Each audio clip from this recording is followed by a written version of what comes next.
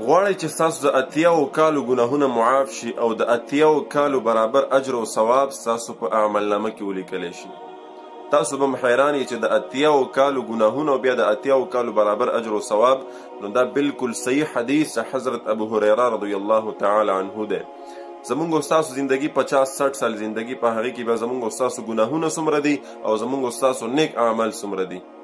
نو دا ډیره د سوچ خبره ده او دا ډیره غیر معمولی خبره ده چې په دومره مختصر او اسان عمل سره الله رب العزت مونږ او تاسو دومره لوی اجر راکوي. نو دا حدیث حضرت ابو هریره رضی الله تعالی عنه ده روایت کوي چې نبی کریم صلی الله علیه وسلم مونږ ته وفرمایل چې کم مسلمان د جمعې په ورځ د مازدیګر مونځ نه پس په خپل ځای باندې کینی په نسی خبرې اترې ونه کړي او 80 ځله دا مختصر درود ووایي اللهم صل علی محمد النبي الامي وعلى آله وسلم تسلیما. تاسو به انشاءالله دلته کې ښکاره شي دا مختصر او اسان درود یې وویلو 80 ځله ټول په 10-15 منټ لګیږي. نو الله رب العزت به ورته د 80 کالو ګناهونه معاف کړي او د 80 کالو برابر اجر او ثواب به ورته ولیکي.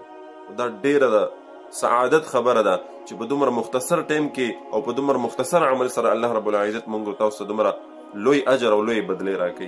نو مونږ تاسو ټول ته پکار دی چې د دې اهتمام وکړو. یوازې په دې نننۍ جمعه نه هره جمعه مونږ د دې اعمالو اهتمام وکړو، ځکه زمونږ او ستاسو د اعمالو هیڅ پته نه لګېږي. زمونږ او ستاسو اعمال هغه اعمال نه دي کم چې د قبولیت درجې ته رسیږي. نو زمونږ او ستاسو مونځ هغه مونځ دی، زمونږ او ستاسو ذکر اذکار نور عبادات زمونږ او ستاسو هغسې نه دي کم چې الله رب العزت د قبولیت درجې ته رسوي او کم چې الله ته خوښ اعمال دي. الله دې زموږ ستاسو عملونه صحیح کړي او په دې الله موږ ته د عمل کولو توفیق را نصیب کړي. نو ټول ملګري د دې اهتمام وکړي او نور ملګرو سره شریک کړي. السلام علیکم ورحمة الله وبرکاته.